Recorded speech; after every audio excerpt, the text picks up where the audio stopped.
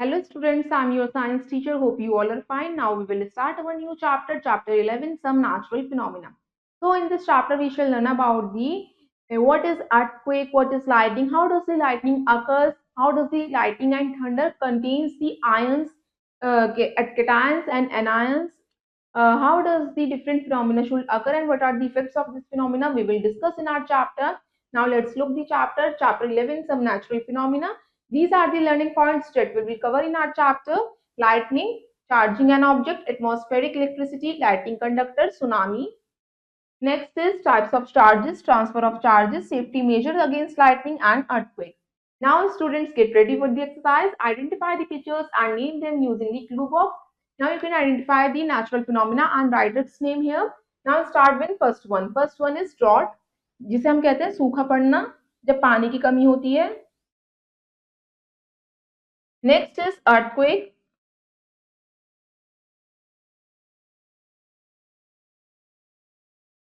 Next is बच्चों जब ज्यादा पानी होता है उसे हम क्या कहते हैं, बाढ़ आ जाना, flood. And last one is volcano eruption, यानी ज्वालामुखी जब फटते हैं. ये सारे हमारे नेचुरल फिनोमिना थे. Now let's begin the chapter. जो नेचुरल फिनोमिना है एक ऐसा इवेंट होता है जो नेचुरली अकर होता है, ये हमारे कंट्रोल से बाहर होता है.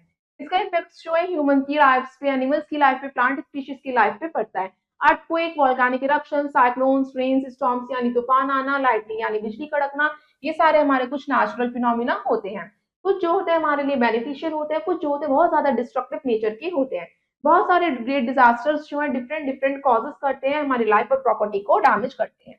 बच्चों इस चैप्टर में कट बच्चों प्रीवियस क्लासेस में हमने नेचुरल फिनोमेना के बारे में डिस्कस करा था. इस चैप्टर में हम स्टडी करने वाले हैं इनके कॉजेस के बारे में, इफेक्ट्स के बारे में, टू नेचुरल डिस्ट्रक्टिव फिनोमेना के बारे में, अर्थक्वेक एंड लाइटनिंग के बारे में इस चैप्टर में समझेंगे. Now let's start with the activity first. इसमें एक्टिविटी में आपका एम है, आपको शो करना है कि कोई भी चार्ज ऑब्जेक्ट है वो अट्रैक्ट करती है दूसरे ऑब्जेक्ट को. नाउ स्टूडेंट्स इसके लिए आपको कुछ मटेरियल्स की रिक्वायरमेंट होगी. आप प्लास्टिक कॉम, पेन भी ले सकते हैं, कुछ पेपर के टुकड़े, tiny bits of paper. Now let's start the procedure. आप क्या करिए, सबसे पहले जो आपने प्लास्टिक पेन या कॉम लिया है उसे क्या करिए, ड्राई हेयर के ऊपर रब करिए कुछ मिनट्स तक के लिए. फिर आपने जो टाइनी पीसेस ऑफ पेपर लिए थे उसके पास लेके जाइए अपने पेन को. ये जो आपने कॉम लिए थे उसको आप देखेंगे कि कॉम जो है उस पीसेस ऑफ पेपर को अपनी तरफ अट्रैक्ट करना स्टार्ट कर रहा है. तो मतलब इसमें क्या है, हमारा इलेक्ट्रोस्टैटिक फोर्स जनरेट होना स्टार्ट हो गया है. नाउ स्टूडेंट्स नेक्स्ट है आपका लाइटनिंग. आपने कभी नोटिस करा है फ्लैश ऑफ लाइटनिंग को रात के समय, स्टॉर्मी नाइट में, यानी जब तूफान आता है उसके साथ बिजली भी कड़कती है. बच्चों बारिश होती है तो आपने कभी सोचा है लाइटनिंग कैसे होती है. 600 बीसी के अराउंड बच्चों एक ग्रीक नेम के थेल्स थे, उन्होंने फाउंड करा था कि जब वो पीस ऑफ एम्बर जब वो रब कर रहे थे फर के साथ तो वो धीरे धीरे स्मॉल पीसेस ऑफ फेदर्स को अट्रैक्ट कर रहा था, स्ट्रॉ को, लीव्स को, डस्ट को वो अपनी तरफ खींच रहा था. कोई भी ऑब्जेक्ट जो दूसरे ऑब्जेक्ट को अपनी तरफ अट्रैक्ट करती है रब करने के बाद, उसी को उन्होंने नेम दिया इलेक्ट्रीफाइड या चार्ज विद इलेक्ट्रिसिटी. तो स्टूडेंट्स जो ऑब्जेक्ट हमारे चार्जेस रेस्ट पे होते हैं उनको हमें कहते हैं स्टैटिक इलेक्ट्रिसिटी. वो स्टैटिक इलेक्ट्रिसिटी को प्रोड्यूस करते हैं. बच्चों ये इजी होता है कि हम इलेक्ट्रीफाई कर सके रॉड्स को. रबर प्लास्टिक की जो बनी होती है, इबोनाइट की या ग्लास की, उसे रब करके वूल के ऊपर या सिल्क के ऊपर. Now next is type of charges. Benjamin Franklin ने, जिनका बर्थ हुआ था 1706 और 1790 के बीच में, उन्होंने फाउंड करा था टू काइंड्स की इलेक्ट्रिकल चार्जेस होते हैं. First one is positive, second one is negative. Positive charge को हम प्लस साइन से डिनोट करते हैं, नेगेटिव चार्ज को हम नेगेटिव साइन से यानी माइनस साइन से डिनोट करते हैं as per convention. Now students let's start with first one. जो इलेक्ट्रिक चार्ज हमारा ग्लास रॉड पे होता है, जब उसे हम रब करते हैं सिल्क क्लॉथ के साथ तो वो पॉजिटिव हो जाता है. जब इलेक्ट्रिकल चार्ज हमारा इबोनाइट पे होता है, उसे हम रब करते हैं फर वुल के साथ, तो वो नेगेटिवली चार्ज कंसिस्ट हो जाता है. नाउ हमने क्या कंक्लूड करा कि टू काइंड्स के चार्जेस होते हैं, पॉजिटिव और नेगेटिव. जो दो बॉडी है रिपल जब करती है, जब उनकी सेम चार्जेस आपस में आने लग जाते हैं तो वो एक दूसरे से दूर हो जाएंगी. अनलाइक चार्जेस अट्रैक्ट करते हैं, वो एक दूसरे के पास आते हैं, यानी पॉजिटिव और नेगेटिव चार्जेस एक दूसरे को अट्रैक्ट करेंगे. टू बॉडीज अट्रैक्ट एक दूसरे को जब करती हैं जब वो अनलाइक होती हैं. Now let's do activity second. इसमें आपका एम है आपको शो करना है जो सेम चार्जेस हैं वो रिपल करेंगे पॉजिटिव पॉजिटिव या नेगेटिव नेगेटिव, और जो आपके अनलाइक चार्जेस हैं वो एक दूसरे को अट्रैक्ट करेंगे। इसके लिए आपने कुछ मटेरियल्स लिए, 2 ग्लास रॉड ली, 2 इबोनाइट रॉड्स ली, पीस ऑफ सिल्क लिया, पीस ऑफ फर लिया। आपको क्या करना है, ग्लास रॉड को रब करना है अपने सिल्क क्लॉथ के ऊपर और उसे हैंग कर दीजिए, किसकी हेल्प से, थ्रेड की हेल्प से। फिर आपने दूसरी रॉड ली, उसे भी आपने रब करा सिल्क क्लॉथ के ऊपर और उसे आपने सस्पेंड कर दिया ग्लास रॉड के पास लेके जाए। आप देखेंगे वो एक दूसरे से दूर जाएंगे क्योंकि दोनों पे क्या है, हमारे लाइक चार्जेस है। नाउ नेक्स्ट है, आपने इबोनाइट रॉड ली, उसे फर के ऊपर रब करा और आपने देखा उसे भी हैंग कर दिया। फिर आपने दूसरी ही इबोनाइट रॉड्स ली, फिर उसे क्या करा, आप उसे पहली वाली इबोनाइट रॉड के पास लेके जाएंगे तो वो एक दूसरे से दूर जाएंगे क्योंकि दोनों में ही क्या है, सिमिलर चार्जेस है। नाउ अभी इसी सेम एक्सपेरिमेंट को हमें परफॉर्म करना है इबोनाइट रॉड को, अब ग्लास रॉड के पास लेके जाना है। फिर आप क्या ऑब्जर्व करते हैं, वो दोनों एक दूसरे को अट्रैक्ट कर रहे हैं क्योंकि एक पे पॉजिटिव चार्ज है एक पे नेगेटिव चार्ज है, तो मतलब हमारे अपोजिट चार्जेस एक दूसरे को अट्रैक्ट करते हैं और हमारे लाइक चार्जेस एक दूसरे को रिपल करते हैं। Now students let's see the diagram, इस डायग्राम के थ्रू हम समझेंगे। ग्लास रॉड के पास लेके गए तो वो रिपल करना स्टार्ट कर दी। नेक्स्ट फिगर बी में आपके क्या है, एक इबोनाइट रॉड है, इबोनाइट रॉड, हम दोनों रॉड सेम है, इनको पास लेके गए तो वो भी रिपल कर रही हैं। अब हमारी थर्ड फिगर में एक इबोनाइट रॉड है, एक हमारी ग्लास रॉड है, वो दोनों एक दूसरे को अट्रैक्ट कर रही है क्योंकि दोनों पे डिफरेंट चार्जेस है। Now students let's do activity third, इसमें आपका एम है, आपको शो करना है जो रिपल्शन होता है वो एक श्योरेस्ट टेस्ट है इलेक्ट्रिफिकेशन का। आपने प्लास्टिक सोडा स्ट्रॉ लिया, रेजर ब्लेड लिया और आपने वुलन मटेरियल का पीस लिया और एक कॉमन पिन लिया। आपने सबसे पहले क्या करा, अपने सोडा स्ट्रॉ को कट कर दिया 2 हाफ्स में रेजर ब्लेड की हेल्प से। फिर आपने एक पार्ट जो था सोडा स्ट्रॉ का वो ब्लेड से कट कर दिया और उसे ब्लेड से दूर रख दीजिए, और जो दूसरा वाला सोडा स्ट्रॉ का पार्ट था वो आपका ऑसिलेट करने लगेगा कॉमन पिन के पास, आप देखेंगे। फिर आप क्या करिए, सेकंड पार्ट को रब करिए सोडा स्ट्रॉ के वुलन मटेरियल से और वो इलेक्ट्रिकली चार्ज हो गया क्योंकि रबिंग करने से उसके अंदर इलेक्ट्रिफिकेशन होना स्टार्ट हो गया। फिर आप क्या करिए, सोडा स्ट्रॉ को नियरली लेके जाइए अनचार्ज सोडा स्ट्रॉ के पास, आप नोटिस करेंगे वो एक दूसरे को अट्रैक्ट कर रहे हैं, मतलब एक हमारी चार्ज बॉडी है एक अनचार्ज बॉडी है, वो हमारी इलेक्ट्रिफिकेशन करना स्टार्ट कर रही है। नाउ स्टूडेंट्स अब आपको क्या करना है, इस एक्टिविटी से हमने कंक्लूड करा कि अनचार्ज बॉडी चार्ज बॉडी को अट्रैक्ट करती है। फिर अब आपको क्या करना है, जो सस्पेंडेड प्लास्टिक सोडा स्ट्रॉ थी उसे वुलन मटेरियल के ऊपर रब करिए। पहले हमने किस पे करा था, सिल्क मटेरियल के ऊपर, अब वुलन मटेरियल पे रब करेंगे तो वो भी इलेक्ट्रिकली चार्ज हो जाएगा। फिर आप देखेंगे कि वो दोनों इलेक्ट्रिकली चार्ज हो गए। अब दोनों को क्या पास लेके आइए, अब वो दोनों इलेक्ट्रिकली चार्ज सेम मटेरियल से हुए, वुलन मटेरियल से, वो दोनों क्या कर रहे हैं, रिपल कर रहे हैं। तो हमने क्या कंक्लूजन निकाला, चार्ज बॉडी अनचार्ज बॉडी को अट्रैक्ट करती है, पहला। दूसरा हमने ये निकाला कि अपोजिटली चार्ज बॉडी एक दूसरे को अट्रैक्ट करती है। Now next is charging an object. एक इलेक्ट्रिकल न्यूट्रल ऑब्जेक्ट वो कैसे चार्ज हो जाता है, 3 डिफरेंट प्रोसेस के through, friction, conduction and induction. बच्चों चार्जिंग कैसे होती है, फ्रिक्शन के द्वारा। जब ग्लास रॉड को रब किया जाता है सिल्क क्लॉथ के ऊपर तो नेगेटिव चार्ज जो है ग्लास रॉड का वो ट्रांसफर हो जाता है सिल्क के पास, जो ग्लास रॉड होती है फिर वो पॉजिटिवली चार्ज हो जाती है और सिल्क रॉड जो है नेगेटिवली चार्ज हो जाती है। ये हमारा फ्रिक्शन था। नेक्स्ट है चार्जिंग बाय कंडक्शन। बच्चों जब आपकी अनचार्ज ऑब्जेक्ट होता है, अगर हम उसे चार्ज ऑब्जेक्ट के पास लेके आते हैं तो चार्ज ऑब्जेक्ट से चार्जेस फ्लो होना स्टार्ट हो जाते हैं और अनचार्ज बॉडी की तरफ, जिसकी वजह से अनचार्ज बॉडी में भी कुछ चार्ज आ जाते हैं और ये हमारे कॉन्टैक्ट की वजह से होता है, इसी को हम चार्जिंग बाय कंडक्शन कहते हैं। कंडक्शन के दौरान बच्चों जो हमारा चार्ज का टाइप होता है वो हमारा क्या रहता है, सेम ही रहता है क्योंकि हमारी चार्ज बॉडी से अनचार्ज बॉडी की तरफ ट्रेवल कर रहे हैं। नाउ नेक्स्ट आता है आपका चार्जिंग बाय इंडक्शन। इंडक्शन में क्या होता है बच्चों, कोई भी अनचार्ज बॉडी है आप उसे कांटेक्ट में मत लाइए, मतलब कि पास लेके जाइए, टच नहीं करने चाहिए चार्ज बॉडी को। आप देखेंगे जो अपोजिट चार्ज होगा चार्ज बॉडी का वो दूसरी बॉडी इंडक्ट करेगी, अपने अंदर इंड्यूस करना स्टार्ट करेगी। इंडक्शन में अपोजिट चार्ज इंड्यूस होते हैं, कंडक्शन में सेम चार्ज इंड्यूस होते हैं, सिंपल वर्ड्स में हम समझ सकते हैं। नाउ नेक्स्ट आता है आपका ट्रांसफर ऑफ चार्जेस। बच्चों इलेक्ट्रिक चार्जेस को ट्रांसफर कर सकते हैं हम एक ऑब्जेक्ट से दूसरे ऑब्जेक्ट में कंडक्टर के थ्रू। बच्चों इसी प्रिंसिपल हमारा बेस है इलेक्ट्रोस्कोप के अंदर। इलेक्ट्रोस्कोप को हम यूज करते हैं इलेक्ट्रिक चार्जेस को मेजर करने के लिए या उसे डिटेक्ट करने के लिए। Now student here is the diagram of the electroscope. ये ग्लास एनक्लोजर होता है, ये गोल्ड लीव्स है, metal stem and metal plate. Now students let's see the electroscope. Electroscope में एक मेटल डिस्क होती है जो फाइन मेटल की रॉड की से अटैच रहती है। इसका वन एंड होता है रॉड का जो thin metal strips of copper, brass या गोल्ड से अटैच रहता है। जो मेटल स्ट्रिप्स होती हैं वो टैपेबल होती हैं, एक दूसरे से दूर हो जाती हैं, एक दूसरे के पास आ जाती हैं। नाउ इस अरेंजमेंट को जनरली स्टोर किया जाता है ग्लास बेल जार के अंदर। इसके ऊपर वैक्यूम कॉर्क लगाई जाती है जिससे कि कोई भी एयर के मॉलिक्यूल्स उसके ऊपर एंटर ना कर सके, और इसको एक वुडन बेस के ऊपर रखा जाता है। नाउ अभी इलेक्ट्रोस्कोप वर्क कैसे करता है उसे हम समझते हैं।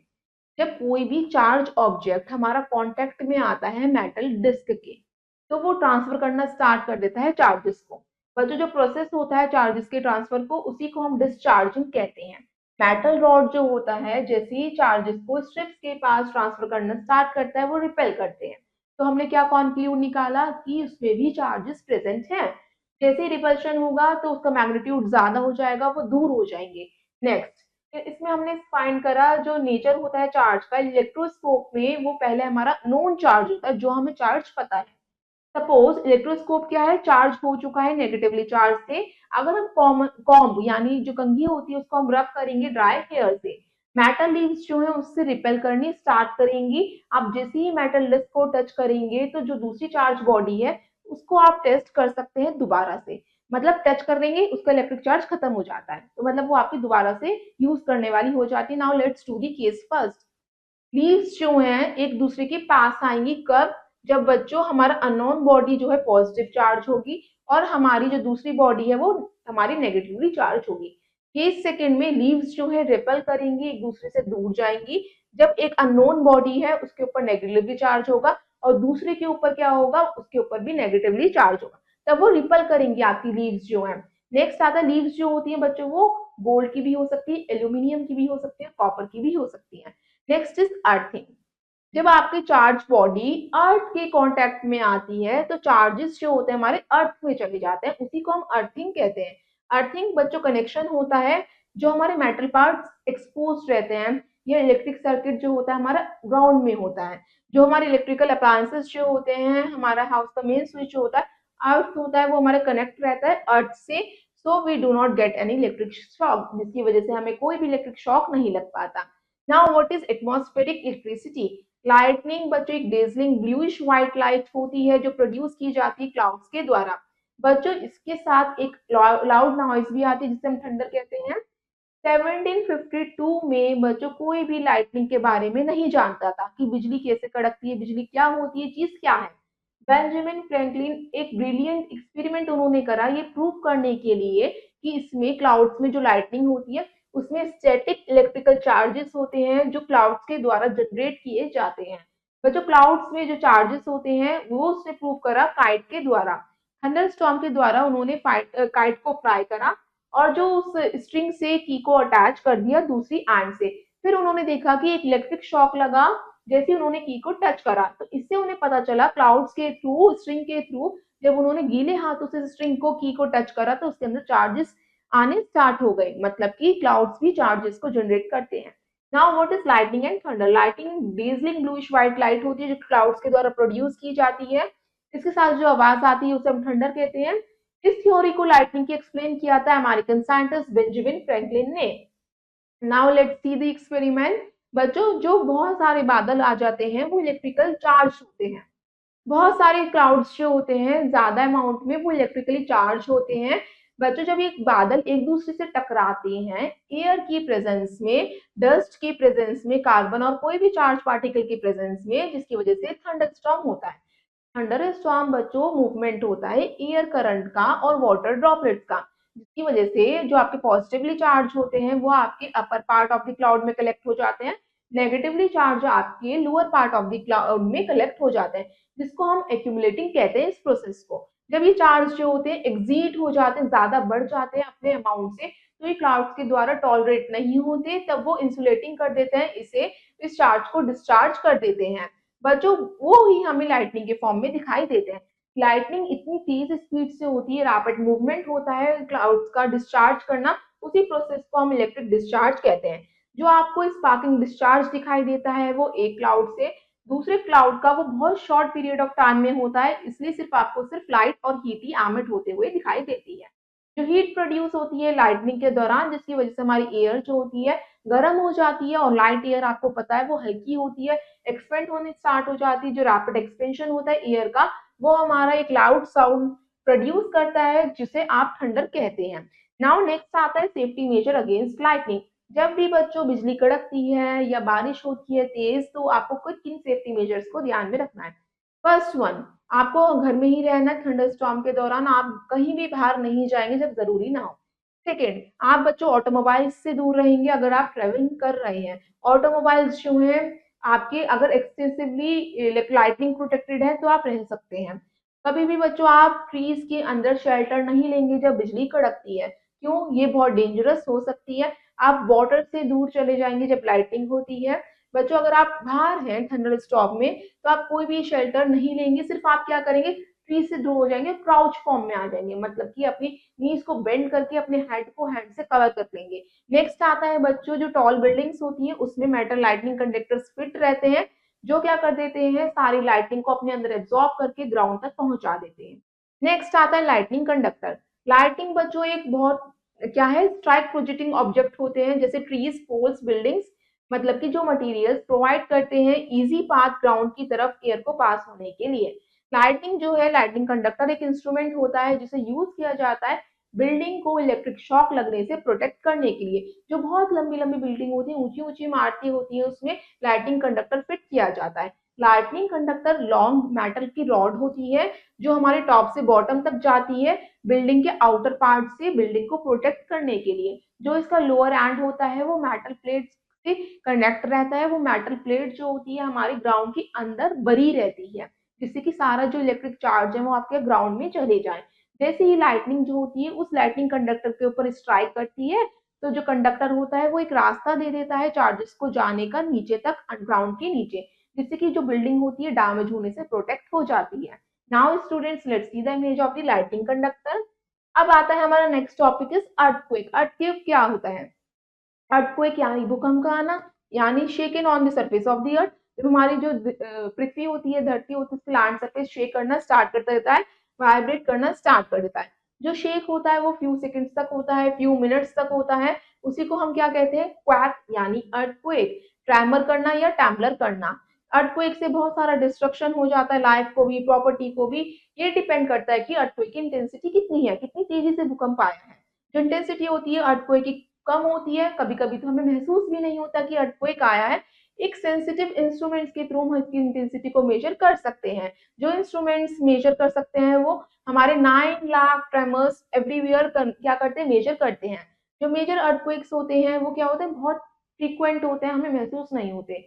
मगर जो हमारे ग्रेट डैमेज अर्थक्वेक होते हैं जो बहुत ज्यादा डैमेज कर देते हैं, उनके साथ साथ फ्लड, लैंडस्लाइड और सुनामी भी आ जाती है। Now let's see the structure of the earth. Earth के स्ट्रक्चर को सबसे पहले समझेंगे अर्थक्वेक को समझने से पहले। बच्चों आपको पता होना चाहिए अर्थ हमारी नियरली स्फेरिकल शेप की ही होती है। जो सरफेस होता है अर्थ का वो स्मूथ नहीं होता। इसमें बच्चों अर्थ की प्रिमिटिव लेयर्स होती हैं जिसमें 800 मिलियन ईयर्स जो है इसकी फॉर्मेशन में लगे थे। अर्थ जो है हम रिकॉग्नाइज करना स्टार्ट करते हैं अकॉर्डिंग टू इट्स ग्रेविटी।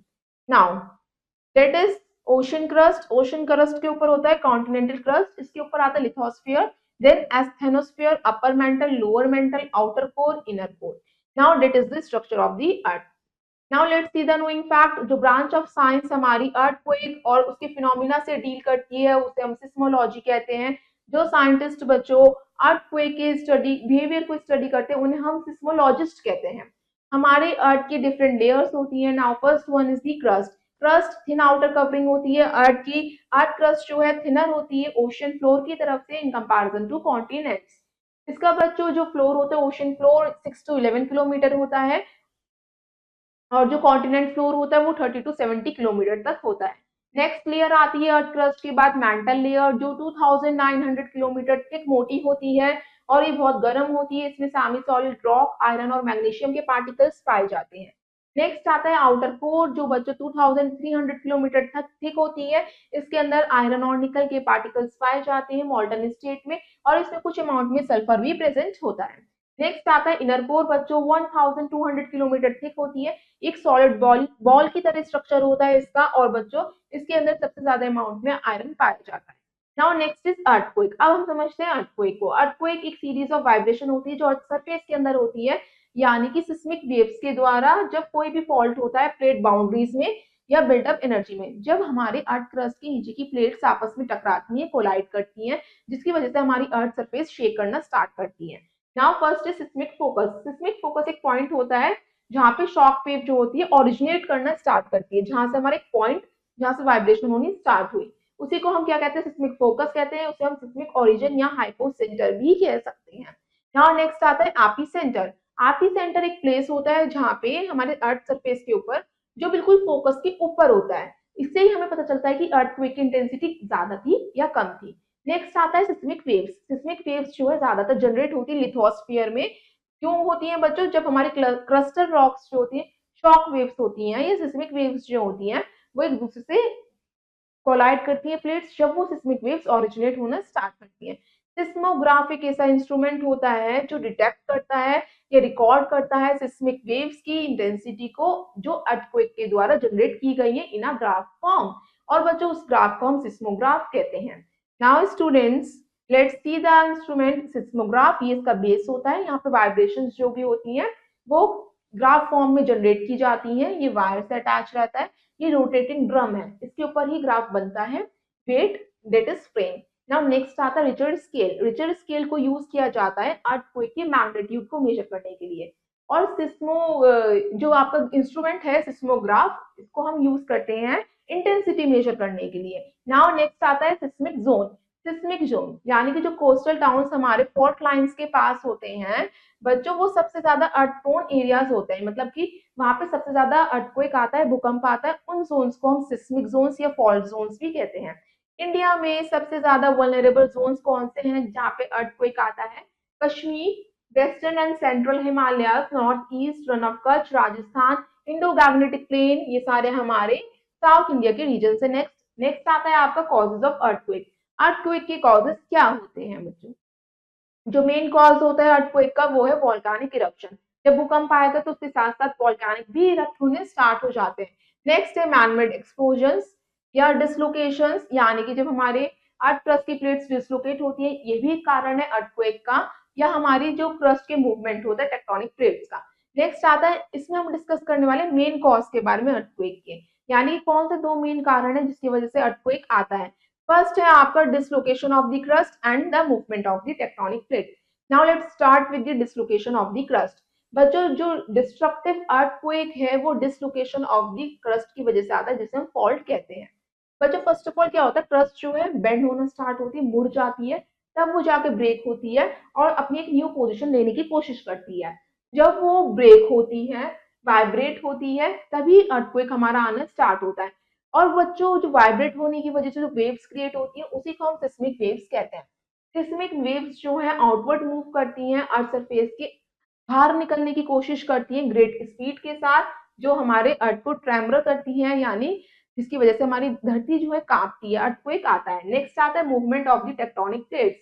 ये माना जाता है अर्थ की लिथोस्फीयर स्टेज में हमारा जो वन सॉलिड शेल होता है उसमें मेंटल जो होता है ब्रोक होना स्टार्ट हो जाता है बहुत सारी प्लेट्स में। जब हमारा मोल्टन मैग्मा मेल्ट होना स्टार्ट होता है मेंटल स्टेट में, उस मार्जिन पे प्लेट्स जो है हमारी जियोलॉजिकल एक्टिविटीज करती हैं, यानी कि सी फ्लोर बढ़ जाता है, वॉल्केनिक इरप्ट होते हैं माउंटेन बिल्डिंग की वजह से, कॉन्टिनेंटल ड्रिफ्ट की वजह से, कि हम कह सकते हैं जो प्लेट्स जो होते हैं एक दूसरे के ऊपर ब्रश हो जाती हैं, मतलब एक दूसरे के ऊपर चढ़ जाती है मूव करती हुई है। इसकी वजह से हमारे अर्थ क्रस्ट में डिस्टर्बेंस होता है, इस डिस्टर्बेंस को हम क्या कहते हैं, अर्थक्वेक का फॉर्म कह देते हैं। नेक्स्ट आता है मेजरिंग अर्थक्वेक। बच्चों अर्थक्वेक की इंटेंसिटी को मेजर किया जाता है एक डिवाइस के थ्रू, जिसे हम क्या कहते हैं, सिस्मोग्राफ कहते हैं। जो मैग्नीट्यूड अर्थक्वेक का मेजर किया जाता है, उसमें एम्पलीट्यूड को मेजर किया जाता है, वो हमारा रिचर स्केल के थ्रू किया जाता है। रिचर स्केल डिवाइस किया गया था चार्ल्स एफ रिचर के द्वारा 1935 में, फिर उसे बाद में मॉडिफाई करा था रिचर ने 1965 में अपने फेलो बेनो कुटनबर्ग के साथ। ये स्केल जो है हमें बताता है कि अर्थक्वेक के सेंटर से कितनी एनर्जी रिलीज हुई है। अर्थक्वेक को मेजर कर सकते हैं हम 1 और 2 रिचर स्केल के थ्रू, जो कि कॉमन है प्लेसेस लाइक सैन फ्रांसिस्को में इसका यूज किया गया था। जो अर्थक्वेक हमारे बहुत छोटे होते हैं, उसे हम फ़ील भी नहीं कर पाते बच्चों, उसे भी ये सिस्मोग्राफ डिटेक्ट कर लेता है। अर्थक्वेक को मेज़र कर सकते हैं हम 7 टू 8 पॉइंट्स तक रिक्टर स्केल के ऊपर, जो कि हाइली डिवास्टेटिंग होते हैं, यानी हाइली डैमेज वाले होते हैं। नेक्स्ट आता है डैमेजिंग इफेक्ट्स ऑफ अर्थक्वेक। बच्चों, डिस्ट्रक्टिव या डैमेजिंग इफेक्ट जो होता है अर्थक्वेक पर डिपेंड करता है इन फैक्टर्स पे कि अर्थक्वेक का मैग्नीट्यूड कैसा था, लोकल जियोलॉजिकल कंडीशन कैसी है, उसकी डिस्टेंस कितना था एपिसेंटर से जहाँ से उसका ओरिजिन हुआ था, बच्चों कंस्ट्रक्शन की डेंसिटी कितनी थी, पॉपुलेशन कितनी इफेक्ट हुई है, उसी से पता चलता है कि अर्थक्वेक ज्यादा तेज था या हल्का था, लेस था। अर्थक्वेक बच्चों बहुत सारी चीजों को डैमेज कर देता है, बिल्डिंग्स को, रेलवे ट्रैक्स, ब्रिजेस, रोड्स को। इसकी वजह से पीपल्स जो हैं हमारे कोलैप्स स्ट्रक्चर में क्या हो जाते हैं, ट्रैप हो जाते हैं। Now next is safety major against earthquake. कौन कौन से सेफ्टी मेजर्स हमें फॉलो करने चाहिए जब अर्थक्वेक आता है। Now let's start with if indoors. अगर आप घर के अंदर होते हैं तो आपको शेल्टर लेना है एक स्ट्रॉन्ग डेस्क के नीचे, स्ट्रॉन्ग टेबल के नीचे, जब तक शेकिंग रुक नहीं जाती। नेक्स्ट, आपको अपने आप को बचाना है फॉलिंग ऑब्जेक्ट्स से और अपने हेड को कवर करना है पिलो से। नेक्स्ट बच्चों, इसमें आपको करना है कि आपको कभी भी विंडोज के पास नहीं जाना, मिरर्स के पास नहीं जाना, कोई भी जो टंगी हुई चीजें होती हैं उनके पास नहीं जाना, फायर प्लेस के पास नहीं जाना। नेक्स्ट आता है आपका, जब भी आप कुकिंग कर रहे हैं अर्थक्वेक आता है, आपको स्टोव को टर्न ऑफ करना है और अपने आप को कवर करना है। नेक्स्ट, अगर आप बाहर होते हैं, इफ आउटडोर, तो आपको क्या चीजें फॉलो करनी है। आप कभी भी किसी भी ओपन एरिया में जा सकते हैं जहाँ पे कोई भी चीज गिरने वाली नहीं होती, फॉलिंग ऑब्जेक्ट्स नहीं होती। बच्चों, आप बिल्डिंग से दूर हो जाइए, पावर लाइन से दूर हो जाइए, साइन बोर्ड्स या ट्री से दूर हो जाएंगे। नेक्स्ट आता है, अगर आप ड्राइव कर रहे हैं तो स्लो डाउन कर दीजिए ड्राइव को, या आप एक तरफ उसे रोक भी सकते हैं। और कभी भी अगर आप व्हीकल को रोकेंगे, ब्रिजेस या ओवरपास के पास नहीं रोकेंगे, आपको अपने व्हीकल के अंदर ही रहना है। नेक्स्ट आता है प्रिकॉशंस अगेंस्ट अर्थक्वेक। कौन कौन से प्रिकॉशंस हम ले सकते हैं। Now let's see the first one, जिससे कि हम उसकी इफेक्ट्स को मिनिमाइज कर दें। बिल्डिंग्स को इस तरीके से कंस्ट्रक्ट किया जाए कि वहां पे उसे अर्थक्वेक रेजिस्टेंट बनाया जाए। बिल्डिंग्स वहां पे जहाँ पे अर्थक्वेक ज्यादा आते हैं, वहां पे लाइट वेट मटेरियल्स का यूज किया जाए, जहां से कि अगर कोई ऑब्जेक्ट फॉलो हो तो उसे ज्यादा हार्म या नहीं हो। Photo frames, cupboards, wall clock, air conditioners, wall cupboards, ये सब हमारी फिक्स होनी चाहिए टाइटली, जिससे वो फॉल ना हो अर्थक्वेक के दौरान। बिल्डिंग्स जो होती है फायर फाइटिंग इक्विपमेंट से लेस होनी चाहिए, जिससे कि वो अच्छी वर्किंग कंडीशन में होनी चाहिए। और नेक्स्ट आता है सुनामी। सुनामी एक जापानीज वर्ड होता है जिसका मीन्स होता है हार्बर वेव्स। ये सुनामी बच्चों ह्यूज वेव्स, जो बड़ी बड़ी वेव्स, लहरें उठती हैं हमारी समुद्र में, उसी को हम सुनामी कहते हैं। ये क्यों होता है बच्चों, सी डिस्टर्ब क्यों होती है। जैसे अर्थक्वेक, वोल्केनिक इरप्शंस आते हैं तो उसकी वजह से सी जो होती है डिस्टर्ब होना स्टार्ट हो जाती है, उसकी लहरें उठनी स्टार्ट हो जाती हैं, सारी डायरेक्शंस में वो फैल जाती हैं। ये वेव्स जो होती हैं उनकी हाइट जो होती है 50 मीटर या उससे भी ज्यादा हो जाती है। बच्चों, इसकी स्पीड जो होती है 750 किलोमीटर पर आवर होती है। एक घंटे में वो 750 किलोमीटर डिस्टेंस कर लेती हैं। और सुनामी जो होती है ज्यादातर कोस्टल एरियाज पे के पास आती है। कुछ कंट्रीज में बच्चों, इंडियन ओशन में सबसे बड़ी सुनामी कौन सी थी, इंडियन ओशन में 26 दिसंबर 2004 में आई थी, जिनकी वजह से हमारे 3 लाख पीपल्स जो थे किल हो गए थे और थाउजेंड्स ऑफ पीपल्स होमलेस हो गए थे। Now students, let's think and answer the following question. Your first question is, what is the point vertical above the seismic focus called seismic center? Where do most earthquake occur? Earthquake सबसे ज्यादा कहाँ आते हैं बच्चों, हमारे coastal areas के side आते हैं। How is the magnitude of earthquake expressed? हम कैसे मैग्नीट्यूड को एक्सप्रेस करते हैं बच्चों, सिस्मोग्राफ के through. What is the graphical record of intensity of the seismic waves called seismograph. Name the sea waves caused by the earthquake under the ocean floor, उसे हम tsunami कहते हैं। Now students, let's have a quick look on the following point. इस chapter में हमने कौन कौन सी चीजें को डिस्कस करा था। एक नेचुरल फिनोमिना या इवेंट जो नेचुरली आता है, जिसे हम अपने कंट्रोल में नहीं ले सकते, उसे हम क्या कहते हैं, डिजास्टर। दो बॉडीज जो एक दूसरे को अट्रैक्ट करती हैं वो अनलाइक चार्ज की होती हैं। बेंजामिन फ्रैंकलिन ने बताया था कि टू काइंड्स के इलेक्ट्रिकल चार्ज होते हैं, पॉजिटिव और नेगेटिव। लाइटनिंग एक कंडीशन होती है जिसमें Darjeeling bluish white light produce होती है क्लाउड्स के अंदर से, इसके साथ जिसमें से नॉइज भी निकलती है, उसे हम थंडर कहते हैं। जो स्पार्किंग डिस्चार्ज होता है एक क्लाउड से दूसरे क्लाउड के पास जाता है शॉर्ट पीरियड ऑफ टाइम में, इससे बहुत लार्ज अमाउंट में हीट रिलीज होती है और लाइट एमिट होती है, उसी को आप लाइटिंग समझते हैं। अर्थक्वेक का बच्चों मतलब होता है शेक करना या ट्रैम्बल करना अर्थ क्रस्ट का या मेटल की अपर लेयर का। नेक्स्ट आता है अर्थ जो है हमारी नियरली स्फेरिकल शेप की होती है। कोस्टल टाउन्स जो होते हैं हमारे फॉल्ट लाइंस के पास लोकेटेड होते हैं, वहां पे सबसे ज्यादा अर्थक्वेक्स आते हैं, उसी को हम सिस्मिक या फोल्ड जोन्स कहते हैं। नेक्स्ट हमने समझा अर्थक्वेक इंटेंसिटी को हम मेजर करते हैं एक सिस्मोग्राफ के थ्रू, और बच्चों सुनामी एक जापानीज वर्ड है जिसका मीन्स होता है हार्बर वेव.